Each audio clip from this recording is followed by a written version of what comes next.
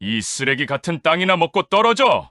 너한테 딱 어울리는 흉가니까.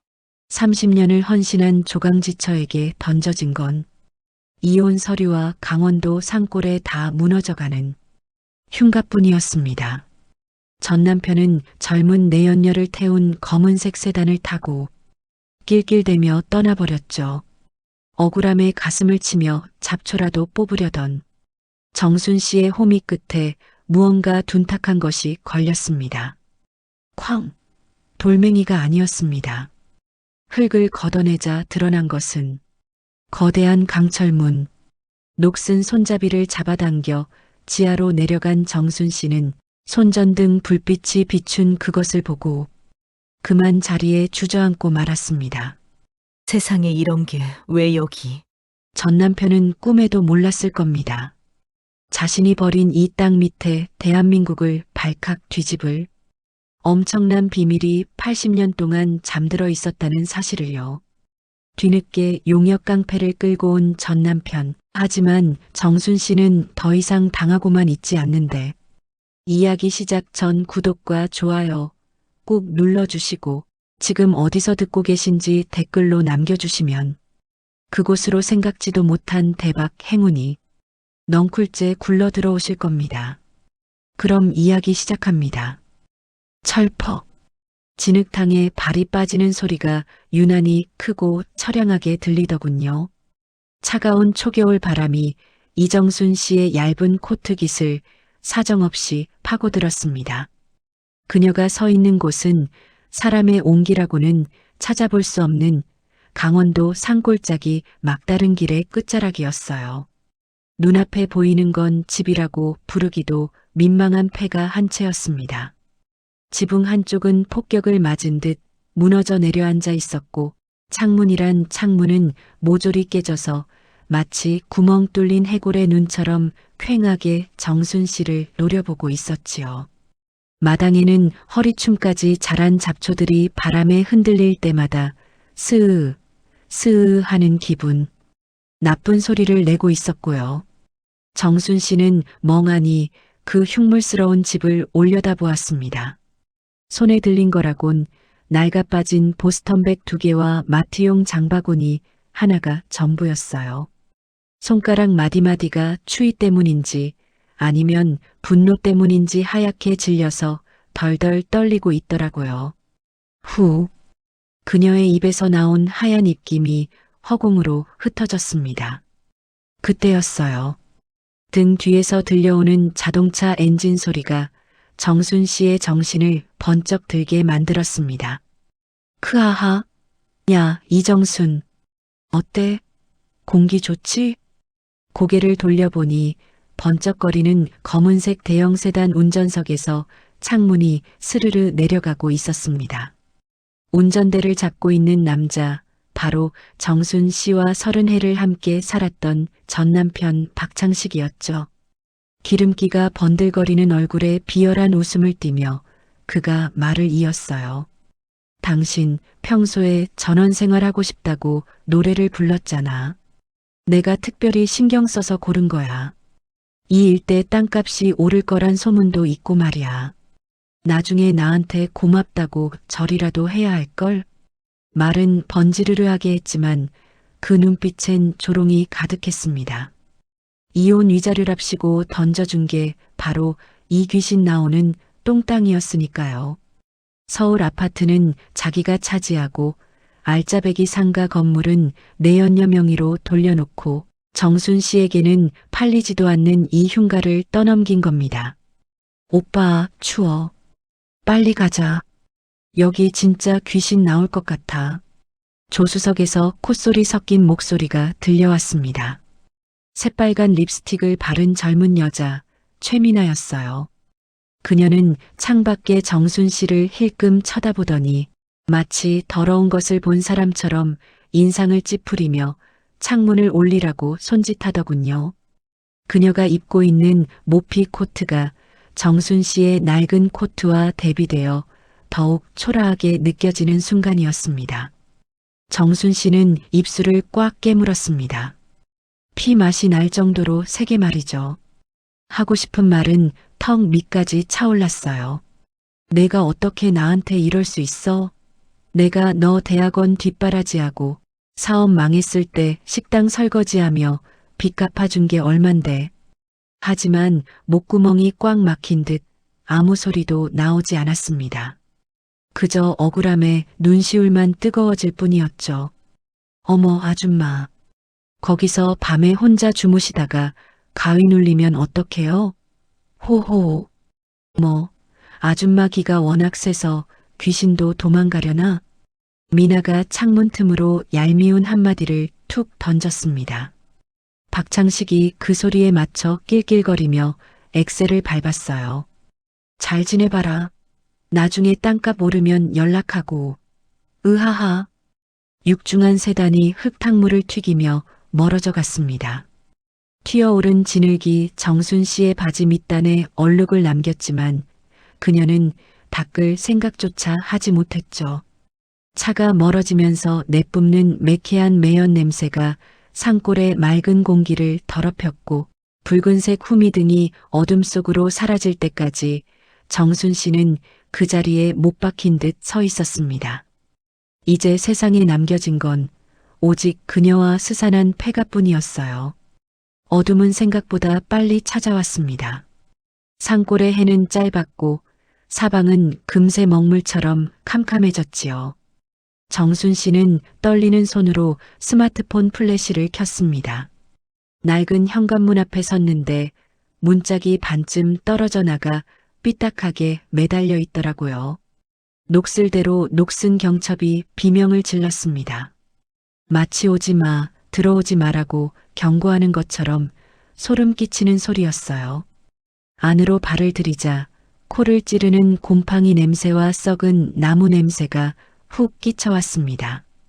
바닥엔 누군가 버리고 간 쓰레기들과 깨진 유리 조각들이 나뒹굴고 있었고 천장 구석구석엔 거미줄이 쳐져 있어 마치 귀신의 머리카락처럼 너울거렸죠. 정순 씨는 거실 한가운데 털썩 주저앉았습니다. 먼지가 풀썩 일어났지만 그런 걸 신경 쓸 겨를이 없었어요. 지난 30해의 기억이 주마등처럼 스쳐 지나갔습니다. 28살 꽃다운 나이에 시집와서 손에 물마를 날 없이 일만 했던 세월이었어요. 시아버지 병수발만 5년, 시어머니 치매 간병만 7년. 남편이 사업한답시고 돈을 날려먹을 때마다 친정 몰래 적금을 깨서 막아주었던 그 세월들. 그녀의 손을 보세요. 마디마디가 굵어지고 거칠어져서 흡사 늙은 소나무 껍질 같지 않습니까? 그런데 돌아온 대가가 고작 이 쓰러져가는 폐가와 이혼 도장이 찍힌 서류 한 장이라니요. 나쁜 놈, 천벌을 받을 놈. 정순 씨의 입에서 기어코 흐느낌이 터져 나왔습니다. 눈물이 볼을 타고 흘러내려 먼지 쌓인 바닥으로 뚝뚝 떨어졌어요. 너무나 억울하고 분해서 가슴을 주먹으로 탕탕 쳤습니다. 쿵쿵 소리가 텅 빈 폐가 안에 메아리처럼 울려 퍼졌지만 들어주는 이는 아무도 없었습니다. 오직 천장에서 찍찍거리는 쥐새끼들만 그녀의 통곡을 듣고 있었죠. 그렇게 한참을 울었을까요? 배에서 꼬르륵 하는 소리가 났습니다. 슬픔은 슬픔이고 배고픔은 또 어쩔 수 없는 생존 본능인가 봅니다. 참 야속하기도 하죠. 정순 씨는 눈물을 훔치며 가방을 뒤적였습니다. 휴게소에서 샀던 눅눅해진 소보로 빵 하나와 생수 한 병이 손에 잡혔습니다. 차가운 바닥에 쪼그리고 앉아 빵을 한 입 베어 물었는데 목이 메어 잘 넘어가지도 않더라고요. 물을 마시며 억지로 빵을 삼키는데 문득 시선이 벽에 걸린 낡은 달력에 꽂혔습니다. 바람에 펄럭이는 달력은 1998년에 멈춰 있었습니다. 이 집도 자신처럼 과거의 어느 시점에 버려진 채 시간이 멈춰버린 것 같다는 생각이 들었지요. 그래, 너나 나나 신세가 똑같구나. 정순 씨는 벽을 쓰다듬으며 혼잣말을 중얼거렸습니다. 그런데 그때였어요. 밖에서 바스락 바스락하는 소리가 들려왔습니다. 바람 소리라고 하기엔 규칙적이고 짐승 소리라고 하기엔 묵직한 발소리였습니다. 정순 씨의 등골이 오싹해졌습니다. 미나가 했던 여기 귀신 나온대요라는 말이 귓가에 맴돌았죠. 그녀는 먹던 빵을 내려놓고 숨을 죽였습니다. 심장이 쿵쾅, 쿵쾅 뛰는 소리가 고막을 때릴 정도로 크게 들렸습니다. 접어? 소리는 점점 현관 쪽으로 다가오고 있었어요. 이 깊은 산골, 버려진 폐가에 이 밤중에 찾아올 사람이 누가 있겠습니까? 박창식이 다시 돌아왔을 리는 없고 혹시 산짐승이나 탈옥수 같은 흉악범은 아닐까요? 정순 씨는 주변을 두리번거렸습니다. 무기라고 할 만한 게 필요했어요. 손에 잡힌 건 썩다만 빗자루 몽둥이 하나뿐이었습니다. 그녀는 몽둥이를 꽉 쥐고 현관문을 노려보았습니다. 식은 땀이 등을 타고 주르륵 흘러내렸습니다. 잠시 후 삐딱하게 열려있던 현관문 틈으로 무언가 쑥 들어왔습니다. 으악! 정순 씨는 저도 모르게 비명을 지르며 눈을 질끈 감고 몽둥이를 휘둘렀어요. 어이쿠, 사람 살려. 둔탁한 타격음 대신 웬 걸걸한 노인의 비명소리가 들려왔습니다. 정순 씨가 슬며시 눈을 뜨자 손전등 불빛 아래 웬 할아버지가 엉덩방아를 찍고 넘어져 있는 게 아니겠어요? 허름한 등산복 차림의 한 손에는 막걸리 병을 들고 다른 한 손으로는 엉덩이를 문지르고 있는 백발의 노인. 바로 이 마을의 터줏대감이자 괴짜로 소문난 김영감이었습니다. 아이고 허리야. 사람 잡네. 사람 잡아. 김영감이 흙바닥을 손바닥으로 탁탁 치며 엄살을 피웠습니다. 정순 씨는 놀란 가슴을 쓸어내리며 몽둥이를 슬그머니 내렸지요. 자세히 보니 동네 건달 같지는 않고 그저 술 냄새를 풍기는 동네 할아버지였거든요. 누구세요? 남의 집에 함부로 들어오시고. 정순 씨가 떨리는 목소리로 물었습니다. 그러자 김영감이 흙 묻은 엉덩이를 털고 일어나며 퉁명스럽게 대꾸하더라고요. 남의 집? 참. 여기가 자네 집인가? 난 또 귀신이 곡하는 소리가 들리길래 이 집 귀신이 드디어 짝을 만났나 해서 와봤지. 동네 사람들이 다 흉가라고 피해 다니는 곳에 겁도 없이 들어앉아 있길래 말이야. 김영감은 정순 씨를 위아래로 훑어보더니 혀를 쯧쯧 찼습니다. 얇은 코트 한 장에 달랑 가방 2개. 누가 봐도 사연 있는 여자, 아니 벼랑 끝에 몰린 여자의 행색이었으니까요. 그는 들고 있던 막걸리 병을 들어 보이며 묘한 말을 남겼습니다. 쯧쯧. 여기가 원래 터가 센 곳이여. 밤에 이상한 소리가 들려도 절대 대답하지 마죠.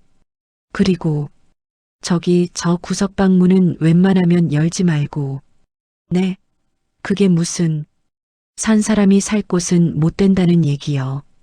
정갈 데 없으면 우리 집 헛간이라도 빌려줄 테니 내일 날 밝으면 내려오든가. 김영감은 알 수 없는 경고만 남긴 채 비틀거리는 걸음으로 어둠 속으로 사라졌습니다. 이상한 소리, 구석방. 그 말이 남긴 여운이 찬 바람보다 더 시리게 정순 씨의 가슴을 파고들었지요. 다시 혼자가 된 정순 씨는 김영감이 가리켰던 거실 구석의 방문을 쳐다보았습니다.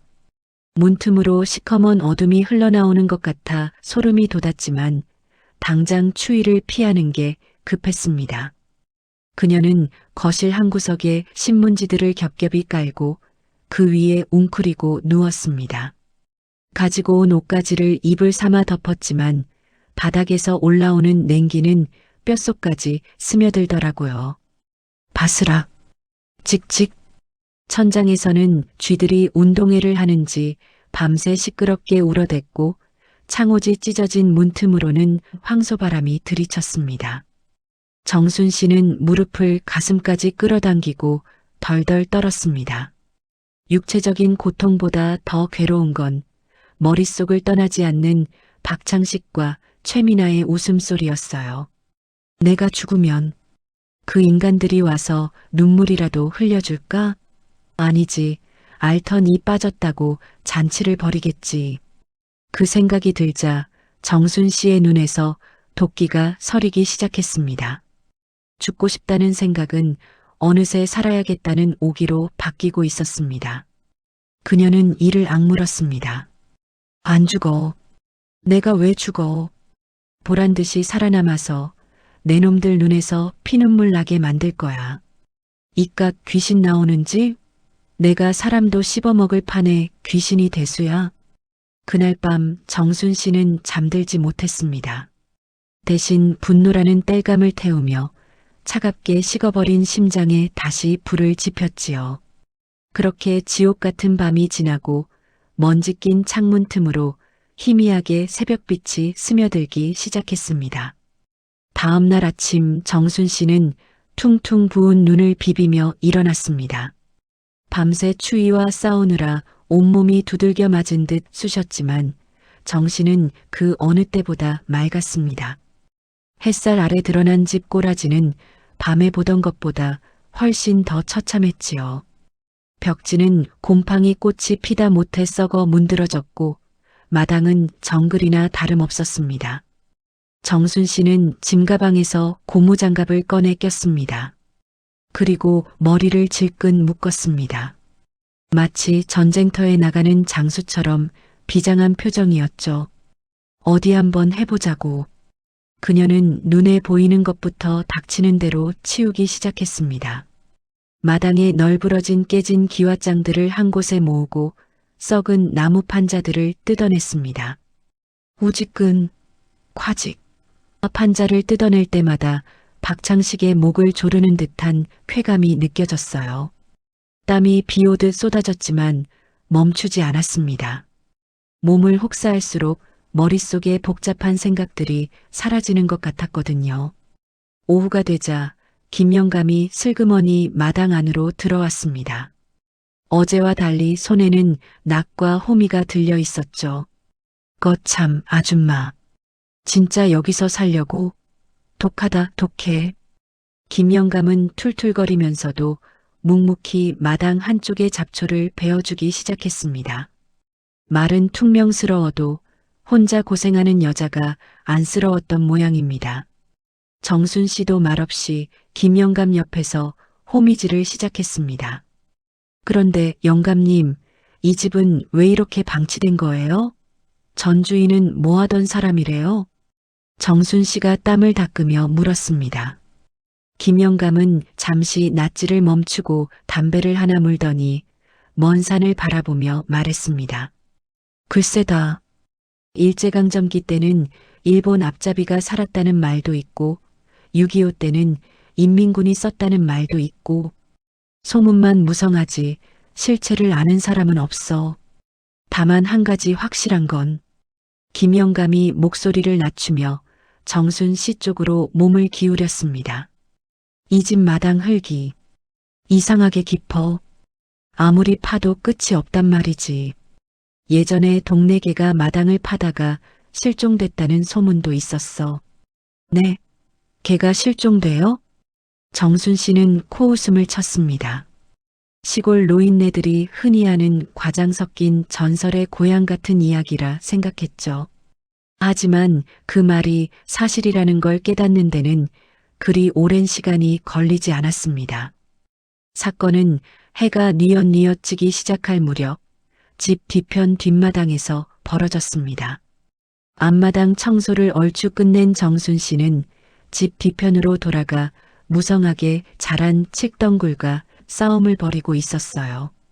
이 칡덩굴이란 놈이 얼마나 질긴지 잡아당겨도 꿈쩍도 안 하고 오히려 정순 씨를 끌고 들어가는 것 같았습니다. 이게 진짜 너까지 나를 무시해? 정순 씨는 오기가 발동했습니다. 양손으로 칡덩굴 뿌리 부분을 움켜쥐고 온 체중을 실어 뒤로 당겼지요. 으라차. 두둑, 두두둑.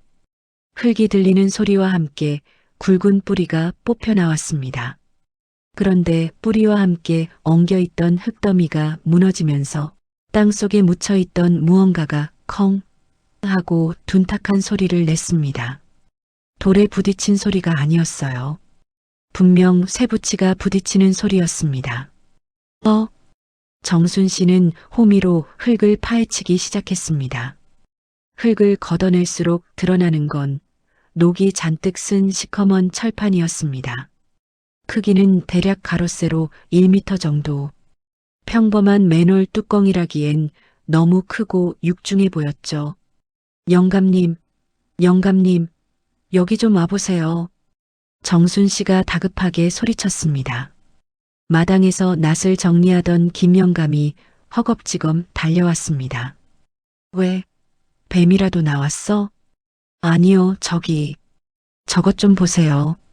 정순 씨가 가리키는 곳을 본 김영감의 눈이 휘둥그레졌습니다. 그는 쭈그리고 앉아 철판 위에 흙을 손으로 쓸어냈습니다.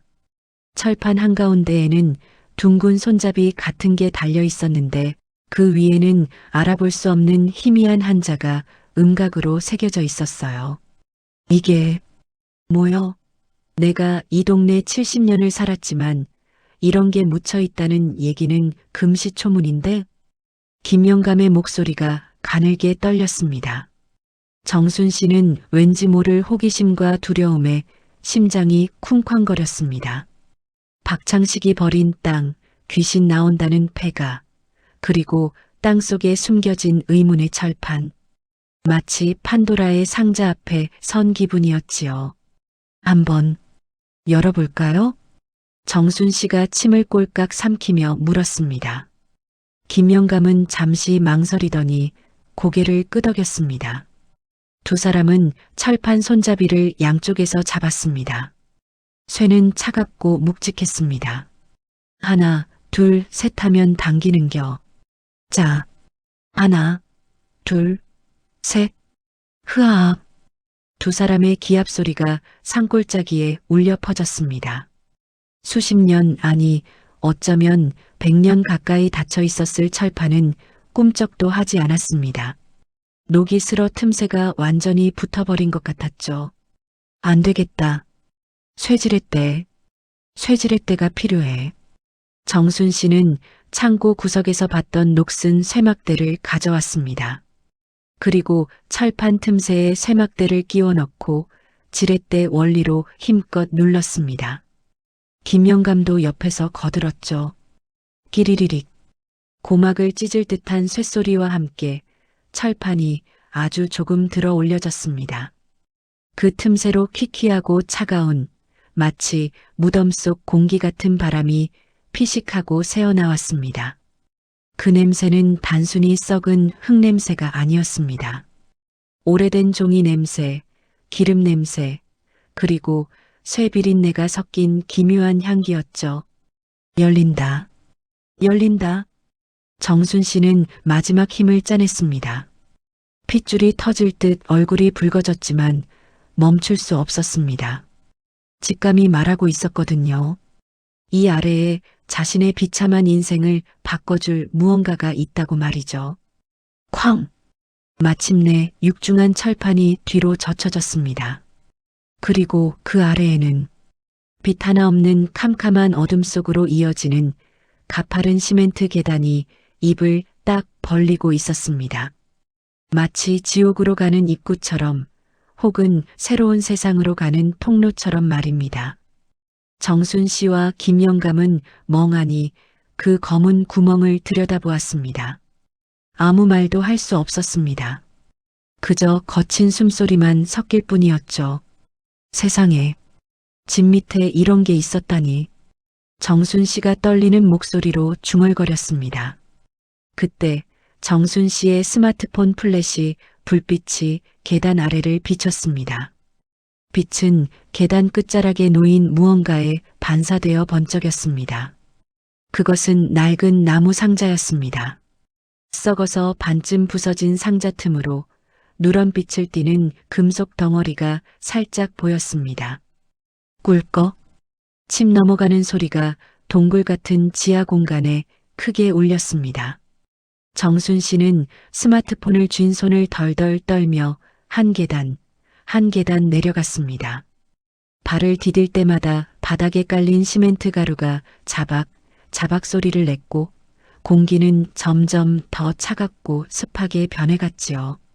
마치 냉동 창고에 들어온 것처럼 입김이 허옇게 뿜어져 나왔습니다. 지하 공간은 생각보다 넓었습니다. 대략 10평 남짓 될까요? 콘크리트로 단단하게 벽을 친 꼴이 단순히 물건을 보관하는 창고가 아니라 전시 상황을 대비한 방공호 같아 보였습니다. 벽면에는 누렇게 변한 1930년대 달력과 잉크가 다 날아간 지도 한 장이 위태롭게 붙어 있었고요. 이보게, 저기 좀 비춰봐. 뒤따라 들어온 김영감이 다급하게 정순 씨의 팔을 잡아 끌었습니다. 정순 씨가 불빛을 비춘 곳, 방 한가운데에는 썩어서 내려앉은 나무 상자 더미가 쌓여 있었습니다. 그리고 그 틈새로 아까 보았던 그 누런 금속이 둔탁한 빛을 뿜어내고 있었죠. 정순 씨는 홀린 듯 다가가 상자 하나를 열었습니다. 아니, 열었다기보단 부스러진 나무 조각을 치웠다는 게 맞겠네요. 그 안에는 종이 포장지에 쌓인 벽돌만 한 금속 덩어리들이 차곡차곡 쟁여져 있었습니다. 그녀는 조심스럽게 하나를 집어들었습니다. 흑, 생각보다 훨씬 무거웠습니다. 한 손으로 들기 버거울 정도의 묵직함이 손목을 타고 전해져 왔습니다. 포장지를 북북 찢어내자 어둠 속에서도 또렷하게 빛나는 황금색 속살이 드러났습니다. 요즘 금은방에서 파는 매끈한 골드바가 아니었습니다. 표면이 울퉁불퉁하고 투박했지만 그 빛깔만큼은 그 어떤 보석보다 영롱하고 깊었지요. 세상에, 이게 다 금이야? 이게 다? 정순 씨의 눈동자가 흔들렸습니다. 상자는 하나가 아니었습니다. 썩은 상자 뒤에 또 상자, 그 뒤에 또 상자. 어림잡아도 수십 개는 되어 보였습니다. 평생 10,000원짜리 한 장 아껴 쓰느라 벌벌 떨었던 그녀의 눈앞에 수백억, 아니 수천억이 될지도 모르는 노다지가 펼쳐진 겁니다. 그런데 그때 김영감의 반응은 조금 달랐습니다. 그는 금괴보다 금괴를 감싸고 있던 낡은 천 조각에 더 집중하고 있었거든요. 김영감이 떨리는 손으로 천을 집어들었습니다. 흙과 먼지로 더러워졌지만 그 안에 그려진 문양은 선명했습니다. 태극 문양, 그리고 내 모서리의 건공감리, 오래된 태극기였습니다. 그리고 그 여백에는 붉은색 글씨, 혈서가 쓰여 있었죠. 군자금 결사보존나. 내 목숨이 다하는 날까지 이 자금을 지켜 조국 해방의 그날에 바친다. 김영감이 한자들을 더듬더듬 읽어내려가다 말고 털썩 무릎을 꿇었습니다. 아이고, 아이고 조상님들. 이게 여기 있었구만. 이게 여기 묻혀 있었어. 영감님, 그게 무슨 소리예요? 군자금이라니요? 이건 단순한 금덩이가 아니요. 일제강점기 말기 독립군들이 일본 놈들 눈을 피해 숨겨뒀다는 전설 속의 그 군자금이라고. 만주로 보내려다 실패해서 이 산골에 묻혔다는 얘기가 있었는데 그게 진짜였어. 김영감은 벅차오르는 감정을 주체하지 못해 오열했습니다. 하지만 정순 씨의 머릿속은 빠르게 계산기가 돌아가기 시작했습니다. 독립군? 군자금? 역사적인 의미도 중요하지만 당장 그녀에게 중요한 건 현실이었습니다. 이거면 내 인생을 바꿀 수 있어. 박창식과 최민아가 던져준 이 쓰레기 같은 폐가가 사실은 보물창고였다니. 이 사실을 그들이 안다면 배가 아파서 땅을 치고 구르다 못해 기절하겠지요. 정순 씨의 입꼬리가 저절로 말려 올라갔습니다. 눈물 젖은 얼굴에 기묘한 웃음이 번졌습니다. 그것은 탐욕이라기보다는 비로소 갖게 된 힘에 대한 전율이었습니다. 영감님, 오세요? 지금 울 때가 아니에요. 정신 차리세요. 정순 씨가 단호한 목소리로 김영감을 일으켜 세웠습니다. 이거 아무한테도 말하면 안 돼요. 특히 내 전남편 놈 귀에 들어가면 우린 뼈도 못 추려요. 아시죠? 그 인간 돈 냄새 하나는 기가 막히게 맞는 하이에나 같은 놈이라는 거. 두 사람은 서둘러 지하 벙커를 나왔습니다. 그리고 철판을 다시 덮고 흙으로 꼼꼼하게 위장했습니다.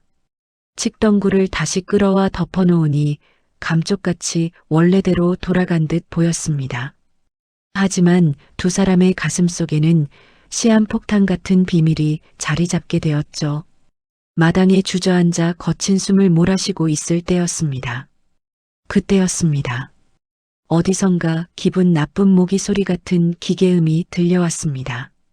산속의 웬 모기인가 싶어 고개를 들어보니 파란 하늘 한가운데 검은 점 하나가 둥둥 떠 있더군요. 새가 아니었습니다. 프로펠러 4개가 달린 드론이었습니다.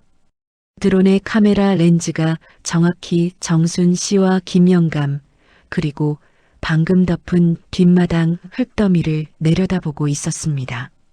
저게 뭐야? 정순 씨가 손을 들어 햇빛을 가리며 쳐다보았습니다. 드론은 마치 비웃기라도 하듯 그들 머리 위를 빙글빙글 돌더니 갑자기 고도를 낮춰 마당 안으로 쑥 들어왔습니다. 같은 시각 서울 강남의 최고급 펜트하우스. 최민아는 푹신한 소파에 누워 태블릿 PC 화면을 보며 킬킬거리고 있었습니다. 화면 속에는 초라한 폐가의 마당과 촌스러운 몸빼 바지를 입고 멍하니 하늘을 쳐다보는 정순 씨의 얼굴이 고화질로 생중계되고 있었죠. 정순 씨의 얼굴이 고화질로 생중계되고 있었죠. 자기야, 이것 봐. 아줌마 꼴 좀 봐. 진짜 웃기지 않아? 무슨 거지 왕초 같아. 미나가 와인 잔을 흔들며 옆에 앉은 박창식을 불렀습니다. 그녀는 인스타그램 팔로워 50만 명을 거느린 인플루언서였습니다. 이번 콘텐츠의 제목은 전처에게 폐가 선물하고 반응 보기였죠. 악질적이었지만 자극적인 걸 좋아하는 사람들은 열광했습니다. 채팅창에는 키읔키읔키읔키읔 사이다. 아줌마 불상 같은 댓글들이 실시간으로 올라오고 있었습니다. 박창식은 귀찮다는 듯 화면을 힐끔 쳐다봤습니다. 그런데 그의 눈이 가늘어졌습니다. 잠깐 멈춰봐. 확대해봐. 왜? 아줌마 주름살 3개? 아니, 저기 뒤에. 땅바닥 말이야.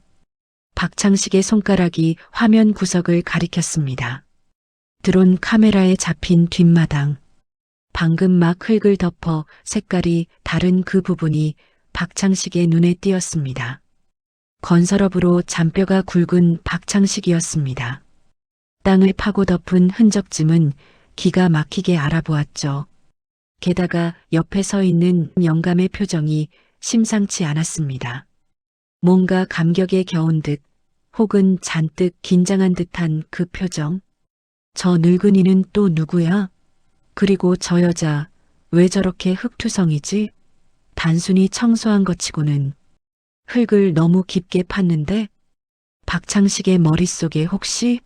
하는 의심의 싹이 트기 시작했습니다. 그 땅 사실 개발이 안 돼서 버린 땅이긴 했지만 예전부터 동네 노인들 사이에서 이상한 소문이 돌던 곳이었습니다.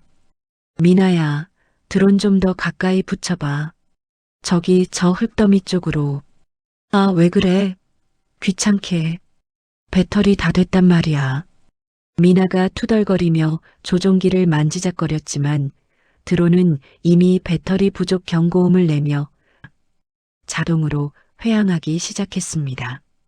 화면이 뚝 끊기자 박창식은 신경질적으로 리모컨을 던졌습니다.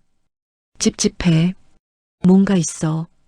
저 여자가 저렇게 얌전히 있을 리가 없는데. 그는 자리에서 벌떡 일어났습니다. 정순 씨가 이혼 도장을 찍을 때 보여줬던 그 서늘한 눈빛이 기억났습니다. 그리고 방금 화면 속에서 본 묘하게 생기 넘치는 혹은 흥분한 표정, 돈 냄새를 맡은 짐승의 본능이 꿈틀거렸습니다. 김 실장, 차 대기시켜. 강원도 좀 다녀와야겠어. 지금요? 해 다 졌는데요? 당장 가서 내 눈으로 확인해야겠으니까. 박창식은 외투를 걸치며 음흉하게 웃었습니다. 만약 그 땅에 뭐라도 나온다면 그건 당연히 원래 땅 주인이었던 자신의 것이어야 했습니다. 이혼 서류에 잉크도 안 말랐으니 어떻게든 뺏어올 구실은 만들면 그만이었죠. 한편 다시 강원도 산골. 정순 씨는 멀어져가는 드론을 보며 가슴이 철렁 내려앉았습니다. 누군가 지켜보고 있다는 사실이 공포로 다가왔습니다. 영감님, 저거 놈들이 보낸 거겠죠? 김영감도 사색이 되어 고개를 끄덕였습니다. 요즘 젊은 것들이 가지고 노는 장난감 같긴 한데 카메라가 달려 있었어. 우리가 들어갔다 나온 걸 봤을지도 몰라. 큰일 났네. 놈들이 알면 당장 쳐들어올 텐데. 정순 씨는 입술을 물어뜯었습니다. 이제 막 찾은 희망이었습니다. 이대로 뺏길 수는 없었습니다. 하지만 그녀는 가진 힘도 백도 없는 50대 이혼녀일 뿐이었습니다. 상대는 돈과 법을 쥐락펴락하는 악어 같은 인간들이었고요. 그날 밤 정순 씨는 현관문에 대못을 박았습니다. 그리고 창문마다 신문지를 덧대어 밖에서 안을 볼 수 없게 막았습니다. 지하에서 가져온 금괴 하나를 품에 꼭 안고 몽둥이를 옆에 둔 채 잠을 청했지만 잠은 오지 않았습니다. 밤 12시가 넘었을 무렵이었습니다. 정막을 깨고 산 아래쪽에서 자동차 엔진 소리가 들려왔습니다. 한 대가 아니었습니다. 2대, 아니 3대의 차량이 거친 엔진음을 내며 산길을 올라오고 있었습니다. 헤드라이트 불빛이 어두운 산길을 대낮처럼 환하게 비추며 마치 굶주린 늑대 떼처럼 폐가를 향해 돌진해 오고 있었죠. 정순 씨는 벌떡 일어나 창문 틈으로 밖을 내다보았습니다. 익숙한 검은색 세단, 그리고 그 뒤를 따르는 덩치 큰 SUV들. 박창식이었습니다. 그것도 혼자가 아니라 해결사들을 대동하고 나타난 겁니다. 벌써 왔어? 정순 씨의 다리가 후들거렸습니다. 공포가 목을 조여왔습니다. 도망칠 곳은 없었습니다. 뒤는 산이고 아픈 놈들이 막고 있었습니다. 유일하게 숨을 곳은 지하 벙커뿐이었습니다. 쾅! 쾅! 쾅! 현관문이 부서질 듯 울렸습니다. 낡은 경첩이 비명을 질렀고 문틈으로 회중전 등의 강렬한 불빛이 칼날처럼 비집고 들어왔습니다. 이정순, 문 열어. 안에 있는 거 다 알아. 박창식의 고함 소리가 확성기를 댄 듯 쩌렁쩌렁 울렸습니다. 정순 씨는 김영감의 소매를 꽉 움켜쥐었습니다. 손바닥에 식은땀이 흥건했지요. 여기서 잡히면 끝이었습니다. 저들은 법보다 주먹이 가까운 사람들이고 이 깊은 산골에서 사람 하나 사라지는 것쯤은 일도 아니라고 생각할 테니까요. 영감님, 어쩌죠? 저 사람들. 눈이 뒤집혔어요. 일단 숨어야 해. 놈들이 원하는 게 뭔지 모르는 척 시간을 끌어야 한단 말이요. 2 사람은 본능적으로 뒷마당으로 뛰었습니다. 어둠을 틈타 찍덩굴을 걷어내고 무거운 철판 뚜껑을 들어 올렸습니다.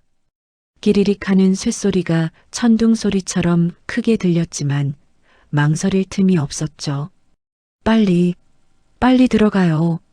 정순 씨가 김영감을 먼저 밀어넣고 자신도 뒤따라 컴컴한 구멍 속으로 몸을 던졌습니다. 그리고 안에서 있는 힘껏 철판을 잡아당겨 닫았습니다. 쿵! 육중한 철판이 닫히자마자 세상의 모든 소음이 차단되었습니다. 완벽한 어둠, 그리고 완벽한 고립이었습니다. 두 사람은 시멘트 바닥에 주저앉아 입을 틀어막았습니다. 심장 소리가 너무 커서 밖에서도 들릴까봐 숨조차 제대로 쉴 수 없었지요. 잠시 후 머리 위에서 둔탁한 진동이 느껴졌습니다. 쿵, 쿵, 쿵. 놈들의 발자국 소리였습니다. 흙이 우수수 떨어져 정순 씨의 머리 위로 쏟아졌습니다. 바로 머리 위 철판 하나를 사이에 두고 박창식과 그의 하수인들이 서 있는 겁니다. 어라? 분명히 차는 있는데 사람이 없네. 쥐새끼처럼 어디로 튄 거야? 야, 마당 쪽 샅샅이 뒤져. 박창식의 목소리가 웅웅거리며 들려왔습니다. 마치 관 속에 갇힌 시체가 되어 무덤 밖 사람들의 이야기를 듣는 기분이 이런 걸까요? 정순 씨는 어둠 속에서 무릎을 끌어안고 덜덜 떨었습니다. 폐쇄 공포증이 밀려왔습니다. 숨이 턱턱 막히고 가슴이 조여들었습니다. 내가 왜 이런 꼴을 당해야 해? 평생을 가족을 위해 헌신했습니다. 남편이 밖에서 딴짓을 해도 시부모가 구박을 해도 참는 게 이기는 거다 생각하며 살았습니다. 그런데 그 끝이 고작 차가운 지하 벙커라니요. 눈앞에 쌓여있는 황금도 독립군의 혈서도 지금 이 순간만큼은 아무런 위로가 되지 않았습니다. 그저 이 어둠이 자신의 묘지가 될 것 같다는 공포만이 뇌를 지배했습니다. 흐흑. 정순 씨의 입에서 억눌린 신음이 새어나왔습니다. 눈물이 볼을 타고 흘러 턱 밑으로 뚝뚝 떨어졌습니다. 그녀는 어둠 속에서 자신의 거친 손을 만지작거렸습니다. 이 손으로 밥을 하고 빨래를 하고 남편의 넥타이를 매주었습니다. 하지만 이제 그 손에 남은 건 흙먼지와 굳은 살뿐이었습니다. 나 그냥 나갈래요. 나가서 싹싹 빌까요? 제발 목숨만은 살려달라고. 정순 씨가 약해진 마음에 헛소리를 중얼거렸습니다. 그때였습니다. 어둠 속에서 김영감의 거친 손이 정순 씨의 어깨를 꽉 잡았습니다. 이봐, 이정순 씨. 정신 차려. 지금 나가면 개죽음이야. 그럼 어떡해요? 여기서 굶어 죽으나 나가서 맞아 죽으나 똑같잖아요. 쉿. 조용히 좀 해봐. 무슨 소리 안 들려? 김영감이 정순 씨의 입을 막으며 속삭였습니다. 정순 씨는 숨을 멈추고 귀를 기울였습니다. 휘오오. 미세하지만 분명한 바람 소리였습니다. 지하 밀실이라면 공기가 멈춰 있어야 정상인데 어디선가 아주 가느다란 바람이 흐르고 있었던 겁니다. 김영감이 주머니에서 라이터를 꺼내 켰습니다. 칙. 작은 불꽃이 일렁였습니다. 그 불꽃이 한쪽 벽면을 향해 춤을 추듯 기울어지고 있었죠. 바람 구멍이다. 환기구가 있어. 김영감이 불꽃이 가리키는 쪽으로 기어가 벽을 더듬었습니다. 선반 뒤쪽 거미줄이 잔뜩 쳐진 구석에 어른 몸통만한 네모난 구멍이 뚫려 있었습니다. 일제강점기 때 벙커를 만들면서 비상탈출구나 환기용으로 뚫어놓은 개구멍 같았습니다. 여기로 나가면 산 뒤쪽으로 연결될지도 몰라. 김영감의 눈이 희망으로 번뜩였습니다. 하지만 정순 씨는 망설였습니다. 구멍은 좁고 길어 보였고 그 끝에 무엇이 있을지 알 수 없었으니까요. 그때 머리 위에서 다시 쿵쿵거리는 소리와 함께 박창식의 짜증 섞인 목소리가 들려왔습니다. 아, 포크레인 불러. 이 집 그냥 확 밀어버려. 땅 파다 보면 나오겠지. 그 소리를 듣는 순간 정순 씨의 눈빛이 변했습니다. 두려움이 사라진 자리에 서늘한 분노가 들어찼습니다. 집을 밀어버린다고? 내 마지막 안식처마저 부수겠다고? 그래, 내 놈들이 갈 때까지 가는구나. 정순 씨는 눈물을 쓱 닦았습니다. 그리고 바닥에 놓인 금괴 하나를 집어들었습니다. 묵직한 무게감이 손끝을 타고 전해져 오자 묘한 용기가 솟구쳤습니다. 이 금은 단순한 돈이 아니었습니다. 그녀가 흘린 피땀 눈물의 보상이자 놈들을 심판할 무기였습니다. 영감님, 가요. 나가서 저놈들 낯짝 좀 봐야겠어요. 정순 씨는 금괴를 품에 안고 좁은 환기구 속으로 몸을 밀어 넣었습니다. 구멍은 좁았습니다. 거친 콘크리트 벽에 어깨가 긁히고 무릎이 까졌습니다. 쾌쾌한 먼지가 코를 찔러 재채기가 나올 것 같았지만 꾹 참았습니다. 앞서가는 김영감의 엉덩이를 밀며 정순 씨는 어둠 속을 기었습니다. 마치 어머니의 자궁에서 다시 태어나는 아이처럼 혹은 허물을 벗는 뱀처럼 그녀는 좁고 어두운 터널을 통과하며 과거의 순종적인 이정순을 버리고 있었습니다. 그리고 그 터널의 끝에서 희미한 달빛과 함께 차가운 밤 공기가 느껴지기 시작했습니다. 기다려라, 박창식. 내가 간다. 정순 씨의 눈이 어둠 속에서 형형하게 빛났습니다. 환기구의 끝은 집 뒤편, 덤불숲 사이로 연결되어 있었습니다. 정순 씨와 김영감은 흙투성이가 된 채 덤불 속으로 굴러나왔습니다. 폐 속 깊숙이 들어오는 차가운 공기가 그렇게 달콤할 수가 없었지요. 몸을 낮추고 덤불 사이로 폐가 쪽을 내려다보았습니다. 앞마당은 그야말로 난장판이었습니다. SUV 차량들의 헤드라이트가 집을 에워싸고 있었고 덩치 큰 사내들이 쇠파이프를 들고 집 안을 때려 부수고 있었습니다. 와장창, 콰직, 유리창이 깨지고 가재도구가 밖으로 내던져졌습니다. 그리고 그 아수라장 한가운데 박창식이 거만한 자세로 팔짱을 끼고 서 있었습니다. 그 옆에는 밍크 코트를 입은 최민아가 스마트폰을 삼각대에 꽂아놓고 무언가를 열심히 중얼거리고 있었고요. 자, 여러분, 보이시나요? 여기가 바로 그 귀신 나오는 집입니다. 지금 제 남친이 용감하게 귀신을 쫓아내고 있어요. 하트 뿅뿅 눌러주세요. 미나는 이 상황을 라이브 방송으로 내보내고 있었습니다. 화면 속의 그녀는 예쁜 척, 귀여운 척 온갖 아양을 떨고 있었지만 그 뒤로는 용역 깡패들이 집을 부수는 폭력적인 장면이 고스란히 배경으로 깔리고 있었죠. 미친년. 저게 사람 탈을 쓰고 할 짓이야? 정순 씨의 이가 아드득 갈렸습니다. 주먹을 꽉 쥐는데 김영감이 정순 씨의 귀에 대고 속삭였습니다. 이보게 저거 기회 아닌가? 네. 전 국민이 본다는 거잖아. 전현이 들고 있는 저거 말이야. 순간 정순 씨의 머릿속에 번개가 치듯 스파크가 튀었습니다. 그렇습니다.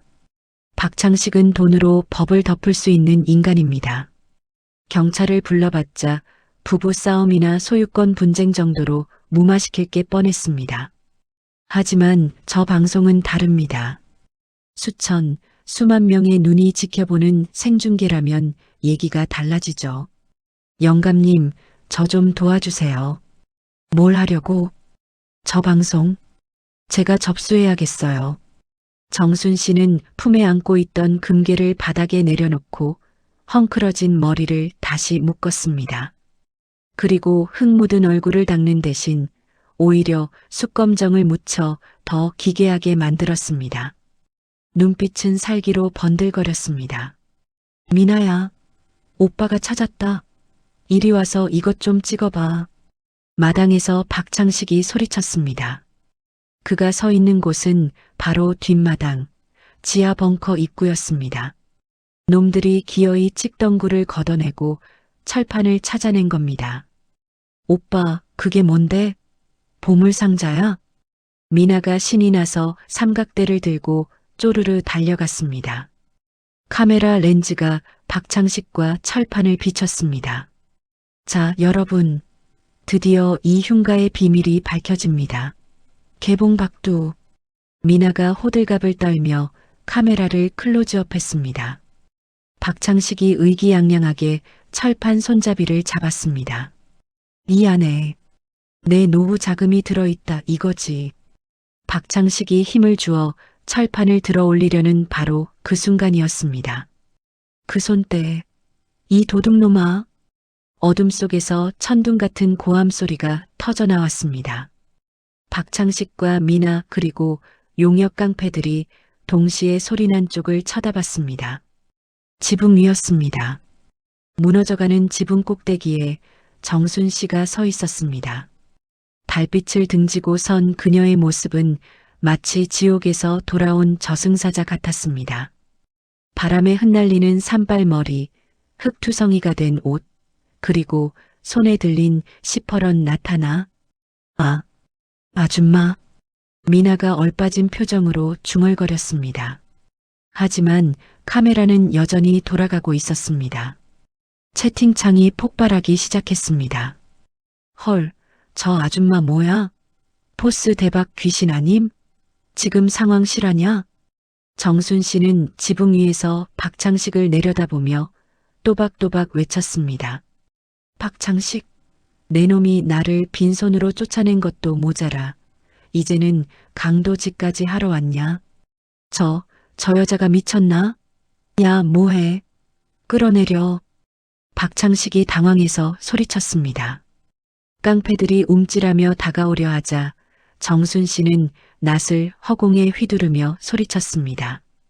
다들 멈춰. 한 발자국만 더 움직이면 이 집이랑 같이 다 불질러 버릴 거니까. 그녀의 다른 한 손에는 라이터와 기름통 창고에서 찾으니 들려 있었습니다.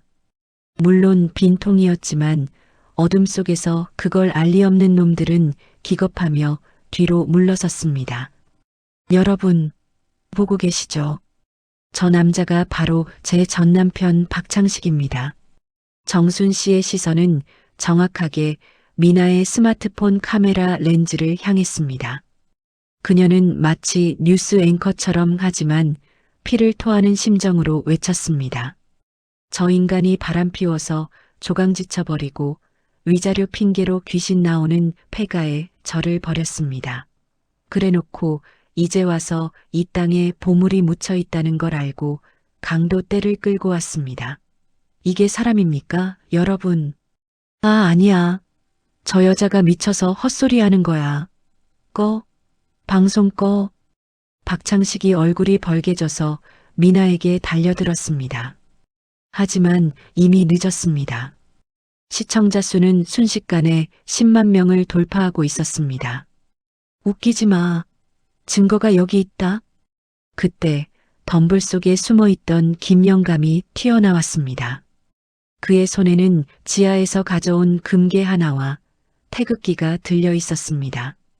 이건 내 놈들 탐욕 채우라고 묻혀있는 게 아니야. 나라를 되찾겠다고 목숨 바친 독립군들이 남긴 피 같은 돈이라고. 김영감이 금괴를 들어 보이자 스마트폰 조명을 받아 금빛이 번쩍였습니다. 그 순간 현장은 침묵에 휩싸였습니다. 깡패들, 미나 심지어 박창식조차 그 압도적인 금빛과 태극기의 위험 앞에 입을 다물 수밖에 없었습니다. 미친. 진짜 금이야? 독립군 군자금이라고? 대박 사건. 박창식? 저 건설사 회장 아냐? 와, 쓰레기네. 조강지쳐버리고 국보급 보물 훔치려 한 거야? 실시간 댓글이 폭포수처럼 쏟아졌습니다. 여론은 순식간에 정순 씨 편으로 기울었습니다. 박창식은 사색이 되어 뒷걸음질 쳤습니다. 아, 아니야. 오해야. 이건 내 땅에서 나온 거니까. 내 땅? 이 땅은 이미 내 명의로 넘어왔어.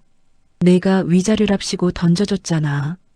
정순 씨가 지붕에서 뛰어내렸습니다. 사실은 낮은 처마였지만 그 기세는 3층 높이 점프 같았죠. 그녀는 비틀거리는 박창식 앞으로 성큼성큼 다가갔습니다.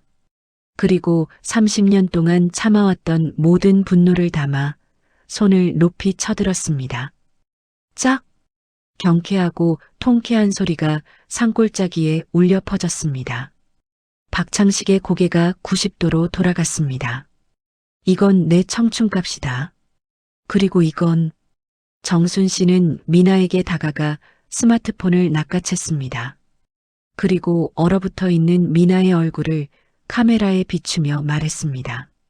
너는 이 얼굴 평생 팔려서 어디 가서 고개도 못 들고 살게 해줄게. 자, 여러분. 이 두 연놈들의 추악한 낯짝 똑똑히 기억해 주세요. 그날 밤 강원도 산골의 폐가는 대한민국에서 가장 뜨거운 장소가 되었습니다. 멀리서 경찰차 사이렌 소리가 들려오고 있었습니다. 정순 씨는 바닥에 주저앉아 엉엉 우는 박창식을 뒤로하고 밤하늘을 올려다보았습니다. 차가운 바람 사이로 왠지 모를 따뜻한 기운이 그녀를 감싸는 것 같았습니다. 마치 지하에 잠들어 있던 독립군들이 수고했다. 고맙다고 어깨를 토닥이는 것처럼 말이죠. 어느덧 계절이 4번이나 바뀌었습니다. 차가운 바람이 불던 그 산자락에도 어김없이 따스한 봄볕이 내려앉았지요. 1년 전만 해도 귀신이 나올 것 같다며 동네 사람들이 혀를 차던 그 흉물스러운 폐가 기억나시나요? 지금 그 자리에 가보면 아마 눈을 비비고 다시 보게 될 겁니다. 잡초가 무성하던 마당엔 반질반질한 박석이 깔렸고 대문 앞 검은색 바탕에 금색 글씨로 새겨진 현판이 햇빛에 번쩍였습니다.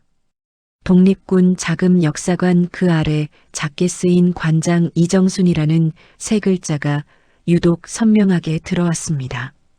자, 이쪽으로 오시지요. 발밑 조심하시고요.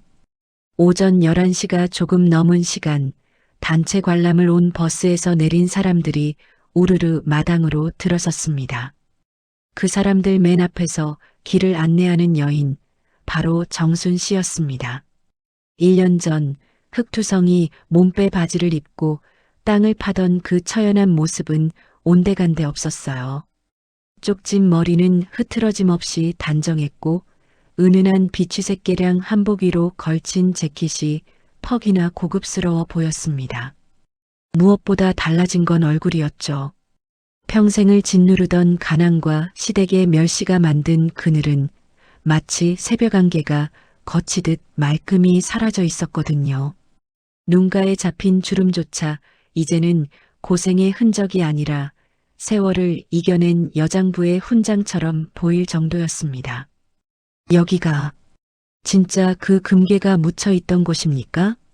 등산복 차림의 중년 남성이 호기심 가득한 눈으로 물었습니다.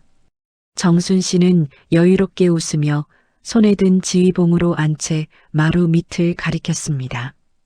바닥을 투명한 강화 유리로 마감해서 지하 벙커가 훤히 들여다보이게 개조해 두었거든요. 네, 맞습니다. 바로 저기 저 좁고 어두운 곳에서 70년을 기다린 겁니다. 누군가 자기를 찾아주기를요. 사람들이 와하고 탄성을 지르며 유리 바닥 위로 몰려들었습니다. 정순 씨는 그 모습을 지그시 바라보았습니다. 사실 저 벙커에서 나온 건 금괴뿐만이 아니었지요.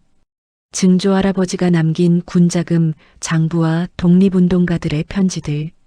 그것들이야말로 돈으로 환산할 수 없는 진짜 보물이었습니다. 정순 씨는 금괴의 상당 부분을 국가에 기증하고 나머지를 털어 이 역사관을 지었습니다. 물론 그 과정에서 시댁 식구들이 소송을 거내 만회하며 거품을 물고 달려들었지만요. 그때를 생각하면 정순 씨는 지금도 입꼬리가 슬쩍 올라갑니다. 변호사 군단을 대동하고 나타난 정순 씨 앞에서 사색이 되어 도망치던 시동생 부부의 얼굴이 떠올랐기 때문이죠. 탐욕에 눈이 멀어 어머니를 구박하던 그들에게 정순 씨는 단 한 푼도 주지 않았습니다. 대신 세상에서 가장 무서운 복수, 바로 보란 듯이 성공해서 존경받는 모습을 보여준 셈이었습니다. 관장님, 설명 좀 더 해주세요. 관람객의 재촉에 정순 씨가 다시 목소리를 가다듬었습니다. 목소리에 힘이 실려 있었어요. 더 이상 누구의 며느리도 누구의 아내도 아닌 역사 지킴이 이정순으로서의 목소리였지요. 여러분, 저 어두운 땅 속에 묻혀 있던 건 단순히 금덩어리가 아니었습니다. 나라를 되찾겠다는 간절한 염원이었죠. 저는 그 염원이 제 인생과 참 닮았다고 생각했습니다. 정순 씨가 잠시 말을 멈추고 역사관 마당 너머 푸른 하늘을 올려다보았습니다. 봄바람이 불어와 그녀의 옷자락을 살랑살랑 흔들었습니다. 가슴 깊은 곳에서부터 뜨거운 것이 울컥하고 차오르지만 이번엔 슬픔이 아니었습니다. 벅찬 환희였지요. 그녀는 천천히 그리고 또렷하게 말을 이었습니다. 그녀의 눈동자가 흔들림 없이 빛나고 있었습니다. 이곳은 어둠 속에 묻혀있던 역사가 빛을 본 곳입니다. 그리고 정순 씨의 시선이 관람객들을 지나 허공 어딘가에 있을 옛날의 자신에게 닿았습니다. 부엌구석에서 숨죽여 울던 갈 곳 없어 서럽던 그 시절의 이정순에게 말이죠. 제 인생의 빛을 되찾은 곳이기도 하죠. 이제야 비로소 제가 누구인지 알 것 같습니다. 관람객들 사이에서 박수가 터져 나왔습니다. 정순 씨는 환하게 웃으며 허리를 숙여 인사했습니다.